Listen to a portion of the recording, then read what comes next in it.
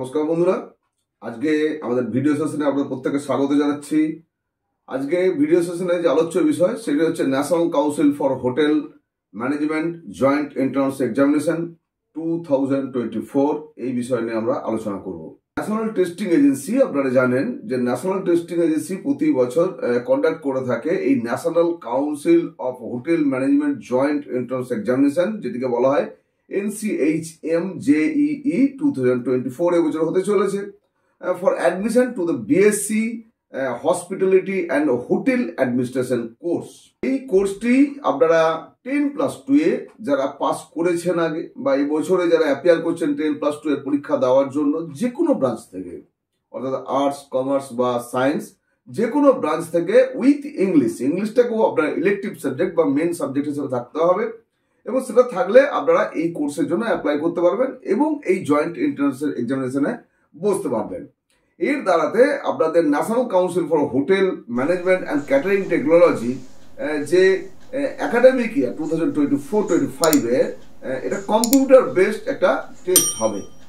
এই যে অ্যাপ্লিকেশনের জন্য সেই অ্যাপ্লিকেশন প্রসেস ইতিমধ্যেই চালু হয়ে গেছে এবং আমাদের ডেট অফ এক্সামিনেশন, যে এন্ট্রান্স এক্সামিনেশন, তার যে ডেট এখন পর্যন্ত নির্ধারিত আছে সেটি 11 মে 2024 স্যাটারডে হবে। টাইমিং যেটি হচ্ছে 9 AM থেকে 12 AM, অর্থাৎ 3 আওয়ার্সের জন্য এই এক্সামিনেশনটা হবে বা এন্ট্রান্স এক্সামিনেশন হবে। মোড অফ এক্সামিনেশন যেটি আছে বললাম সিবিটি বা কম্পিউটার বেসড টেস্ট, এবং date of submission of online application যেটি বলা হয়, যে আমি বললাম application time already application process শুরু হয়ে গেছে এবং এটি শুরু হয়েছে 9 ফেব্রুয়ারি 2024 থেকে এবং চলবে এটি 31 মার্চ 2024 বিকাল 5টা পর্যন্ত। Last date of successful fee transaction, অর্থাৎ ফিটাও জমা করতে হবে ওই একই লাস্ট ডেট যেটা দেওয়া আছে 31 মার্চ 2024 এর রাত্রি 11:50 পর্যন্ত আপনি পেমেন্টটা করতে পারবেন। এছাড়াও যে কারেকশন, আপনার যে মূল যে অ্যাপ্লিকেশন পোর্শনে যদি কোনো কারেকশন থাকে সেই কারেকশন পোর্টাল খুলবে এবং সেই পোর্টালে গিয়ে আপনার কোনো যদি কারেকশন থাকে সেই কারেকশন করতে পারবেন। বারবার বলি প্রতিটি এন্ট্রান্স এক্সামিনেশনেই যে রেজিস্ট্রেশন পোর্শনে যে ডেটাগুলো আপনি ইনপুট দেবেন সেগুলো কিন্তু কোনো কারেকশন করা যাবে না। এরপর মূল যে ফর্ম ফিল আপ পার্ট, সেই পার্টে কিন্তু গিয়ে আপনার যদি কোনো ভুল ভ্রান্তি থাকে সেগুলোকে অবশ্যই কারেকশন করতে পারবেন। সেই কারেকশন পোর্টাল খুলবে 2 এপ্রিল 2024 থেকে 5 এপ্রিল 2024 এই পোর্টালটা খোলা থাকবে এবং আপনার সাথে প্রয়োজনীয় কারেকশন আপনারা করে নিতে পারবেন। আমরা আজকের এই যে ভিডিও, এই ভিডিওতে এই NCHM যেটি national council of hotel management এর যে এন্ট্রান্স এক্সামিনেশন, সেই এন্ট্রান্স এক্সামিনেশনের এলিজিবিলিটি কি আছে, স্কিম কি, ডিউরেশন বা টাইমিং, মিডিয়াম কি আছে, সিলেবাস কি আছে, ফি অফ এক্সামিনেশন, ইনটেক এবং রিজার্ভেশন অফ সিটস কি রয়েছে, এক্সামিনেশন সিরিজ কোথায় কোথায় আছে এবং ইম্পর্টেন্ট আদার ডেট যেগুলো রয়েছে সেগুলো, এবং অ্যাডমিশন প্রসেস, এই বিষয়টা নিয়ে আজকে আমরা এই ভিডিওতে আলোচনা করব। সূক্ষ্মভাবে বিষয়গুলোকে আমি বলে দেওয়ার চেষ্টা করব।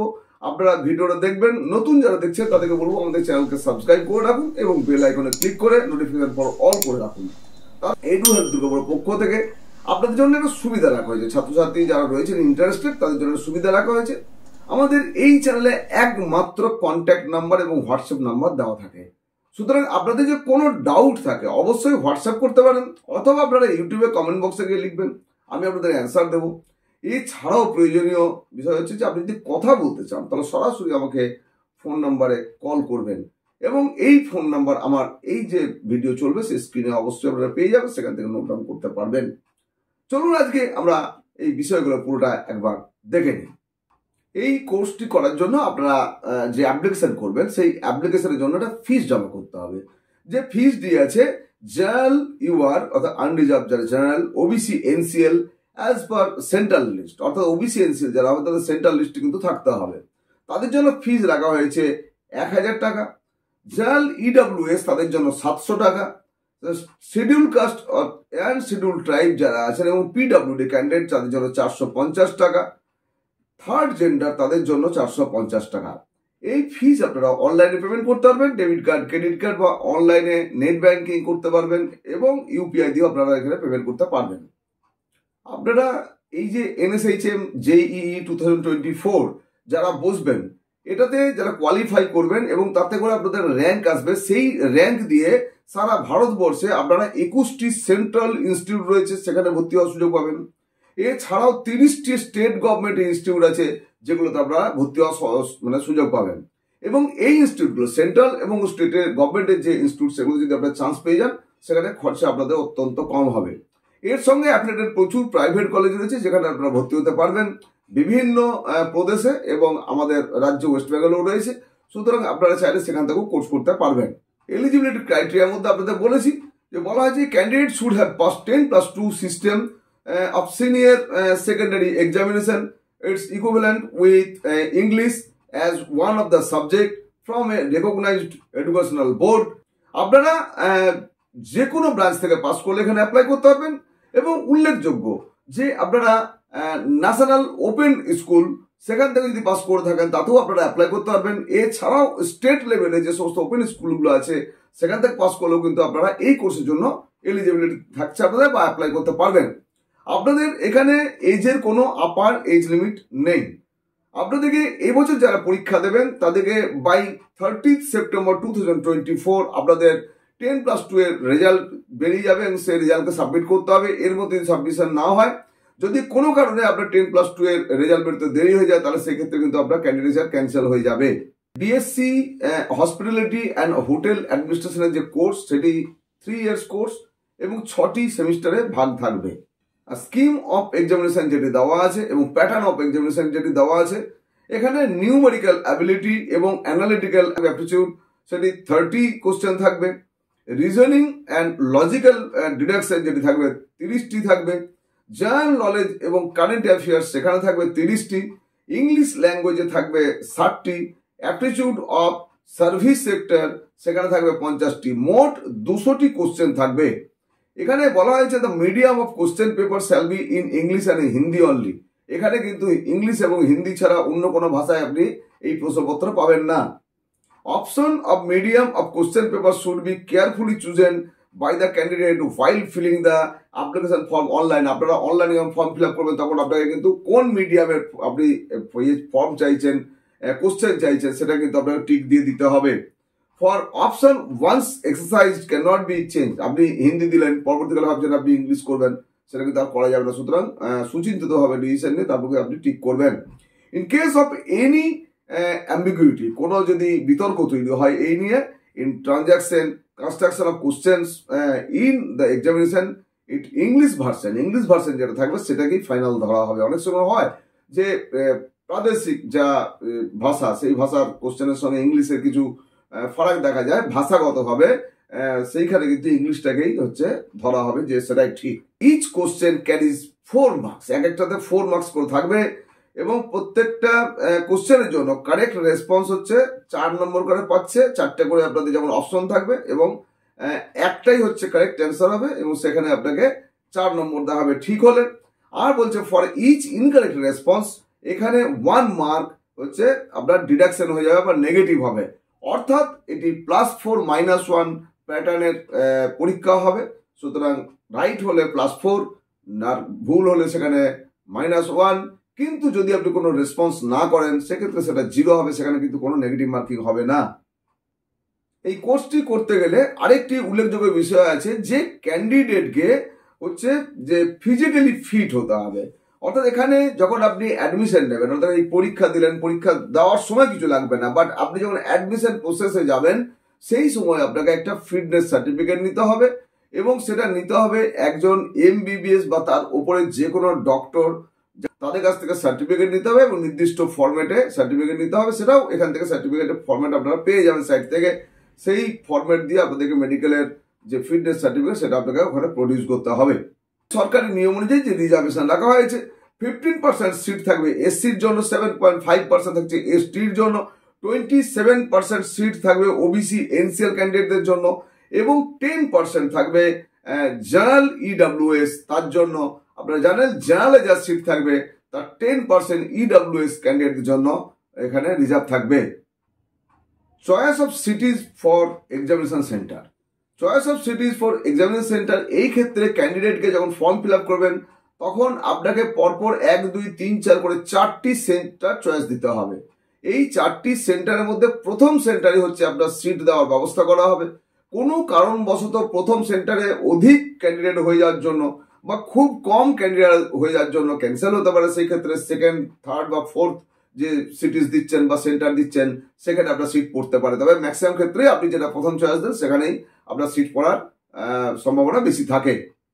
এই অ্যাপ্লিকেশন করার সময় আপনাদেরকে নিজেদের একটা পাসপোর্ট সাইজ ফটোগ্রাফ আপলোড করতে হবে। সেই ফটোগ্রাফটা এমন করে প্রফেশনাল স্টুডিওতে তুলবেন যেখানে আপনার ফেসটা ছবির মধ্যে যেন অকুপাই করে থাকে কমপক্ষে 80%। তার থেকে ছোট যদি হয়ে যায় মুখভাবের ছবি বা ফেস অকুপেশন এরিয়াটা, তাহলে কিন্তু সেটা ক্যান্সেল হয়ে যাবে। সুতরাং 80%-এর বেশি হতে হবে এবং রিসেন্ট কালার পাসপোর্ট সাইজ ছবি হবে। কোনো মাস্ক বা অন্য কিছু থাকবে না, কোনো গগলস পরে ছবি তুলবেন না। এই সমস্ত আপনার এগুলো নর্মাল জানেন।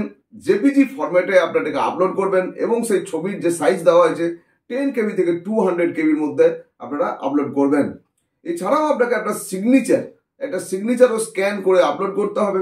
এই জেপিজি ফরম্যাটে আপলোড করবেন, যা 4 KB থেকে 30 KB পর্যন্ত সাইজের মধ্যে আপলোড করতে হবে।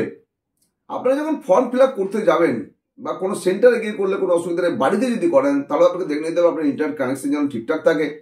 আপনাকে দেখে নিতে হবে যে ভ্যালিড গভর্নমেন্ট আইডি যেগুলো সেগুলো হাতের সামনে থাকে।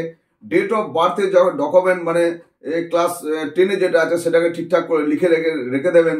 আধার কার্ড আপনার যেটা আছে তার লাস্ট 4 ডিজিট সেটা লিখে রাখবেন, সেটা লাগবে। বা ইলেকশন কার্ড যেটা বলে বা এপিক কার্ড যেটা বলা হয় সেটা, বা passport number, ration card number, এই সমস্ত হাতে কাছে থাকলে হবে। Bank account number, PAN number, other valid government ID যদি কিছু থাকে সেগুলো হাতের সামনে রেডি করে রাখবেন। এডুকেশনাল কোয়ালিফিকেশন সার্টিফিকেট সেটাকে হাতে কাছে রাখবেন, সেখানে নাম্বার যেগুলো বসাতে বলবে সেগুলোকে ঠিকঠাক বসাতে হবে। এই সমস্ত বিষয়গুলো হাতে নেবেন। এছাড়াও আপনার একটা ভ্যালিড মোবাইল নাম্বার লাগবে এবং ভ্যালিড ইমেল আইডি লাগবে। এই ইমেল আইডিটা অবশ্যই চেক করবেন। যদি আপনার পূর্ববর্তী সময়ের ইমেল আইডি হয়ে থাকে, সেই অনেক সময় হয় সেই ইমেল আইডিটা আপনি অনেকদিন ইউজ করেননি, তার ফলে বন্ধ হয়ে গেছে। সুতরাং দেখে নেবেন এবং সেই ইমেল আইডিটা পরীক্ষা করে যে হ্যাঁ সেটা চালু আছে কিনা, তাহলে সেই ইমেল আইডিটা দেবেন। আপনারা যখন ফর্ম ফিল আপ করবেন তখন আপনাকে একটা পাসওয়ার্ড জেনারেট করতে হবে। এই পাসওয়ার্ড যখন জেনারেট করবেন তখন যে পাসওয়ার্ডটা আপনি দেবেন ওখানে, সেই পাসওয়ার্ডটা অবশ্যই কোনো একটা কাগজে আগে লিখে তারপরে সেটাকে টাইপ করবেন এবং এটাকে আপনি প্রিজার্ভ করবেন খুব সেফলি। অর্থাৎ এই ফর্ম ফিল আপ হয়ে যাওয়ার পরে আপনাকে একটা কনফার্মেশন পেজ বেরোবে, সেই কনফার্মেশন পেজটা আপনি প্রিন্ট নেবেন এবং কনফার্মেশন পেজ তার সঙ্গে এই সমস্ত পাসওয়ার্ড ইম্পর্টেন্ট জিনিসগুলো কোনো একটা নির্দিষ্ট ফাইলে রাখবেন। আর কনফার্মেশন পেজ পরে প্রিন্ট আউট নেবো এটা ভাববেন না। যেই ফর্ম ফিল আপ আপনার হয়ে যাবে সঙ্গে সঙ্গে কিন্তু confirmation page print out 2 copy 3 copy করে আপনি কিন্তু ফাইল বন্দি করে সেটা রেখে দেবেন। পরবর্তীকালে করার জন্য করবেন না। আপনার মোবাইল হ্যাক হতে পারে, হারিয়ে যেতে পারে, মোবাইল করাপ্ট হতে পারে বা আপনার কম্পিউটার থেকে সিস্টেম থেকে উড়ে যেতে পারে। সুতরাং পরবর্তীকালে এই কনফার্মেশন পেজ পাওয়া খুব অসুবিধা হয়ে যাবে। তাই কিন্তু বারবার বলে দিচ্ছি আপনাদের কনফার্মেশন পেজটা কিন্তু অবশ্যই আপনারা সঙ্গেই প্রিন্ট আউট নিয়ে নেবেন। উল্লেখযোগ্য যেটা যে আপনি যখন রেজিস্ট্রেশন করবেন তখন আপনার নাম, বাবার নাম, মায়ের নাম, আপনার age, date of birth, domicile, gender এগুলোই থাকবে। এগুলো কিন্তু যখন বসাবেন কোনো স্পেলিং মিস্টেক যেন কোথাও না হয়। কেন রেজিস্ট্রেশন পোর্শনে গিয়ে আপনি জাস্ট সাবমিট করে দেওয়ার পরে এটাকে আপনি কোনো মতে আর কারেকশন করতে পারবেন না। সুতরাং এই পার্টটা খুব ইম্পর্টেন্ট। কিন্তু মূল অ্যাপ্লিকেশন করার পরে আগেই বলেছি যে আপনারা ওটাকে কারেকশনের পোর্টাল পাচ্ছেন, কিন্তু এই রেজিস্ট্রেশন পোর্শনে কিন্তু আপনি সেটা সুবিধা পাবেন না। সুতরাং ওটাকে খুব সযত্নে করবেন। প্রতিটি spelling, father's name, mother's name, নিজের নামের বানান, gender, domicile, date of birth, এগুলো খুব যত্ন করে হচ্ছে আপনারা ফিল আপ করবেন। আগে থাকতে কাগজে লিখে নিয়ে তারপর সেটা দেখে করবেন, তাহলে ভুলভ্রান্তি হওয়ার সম্ভাবনা কম থাকবে। এবং একবার যখন ফিল আপ করবেন তখন অবশ্যই সেটা পড়ে নেবেন। পাশে অবশ্যই অভিভাবক বা কেউ থাকলে আরো সুবিধা হবে। যেদিন সিবিটি হবে, কম্পিউটার বেসড টেস্ট হবে, সেদিন কিন্তু আপনার পরীক্ষা হলে যখন যাবেন তখন আপনার প্রিন্টেড অ্যাডমিট কার্ড কেবলমাত্র নিয়ে যাবেন। এই যে অ্যাপ্লিকেশন করার সময় যে ফটো আপলোড করছেন সেই ফটোর একটা কপি নিয়ে যাবেন। আর আপনাকে নিয়ে যেতে হবে আপনার যে কোনো ভ্যালিড গভর্নমেন্ট আইডি প্রুফ, যেখানে ছবি সম্বলিত গভর্নমেন্ট আইডি প্রুফ, সেটা Aadhaar card, PAN card, passport, voter card, এই ধরনের জিনিস হতে পারে, সেটা নিয়ে যেতে হবে। এর বাইরে অন্য কোনো কিছু নিয়ে আপনাকে কিন্তু এই সেন্টারে প্রবেশ করতে দেওয়া হবে না। তো আশা করি আজকের এই যে ভিডিও আপনাদেরকে যতটা সম্ভব খুব কম সময়ের মধ্যে বুঝিয়ে দেওয়ার চেষ্টা করলাম। এরপরেও যদি কোনো জায়গাটা বাদ থেকে যায়, আপনারা যদি বলেন যে স্যার এইটা বলেননি বা এটা কি হবে, তাহলে সেক্ষেত্রে অবশ্যই আপনাকে পার্সোনালি অ্যান্সার করে দেবো। আপনাদের প্রত্যেকে বলবো যে প্রত্যেকে ভালো থাকবেন, ভালো করে প্রিপেয়ার করবেন এবং এই কোর্সটা করলে আপনারা কিন্তু খুব ভালো কেরিয়ার তৈরি করতে পারবেন। এই কোর্সটা ভালো করে যদি মন দিয়ে করেন তাহলে দেশে বিদেশে চাকরির সম্ভাবনা রয়েছে।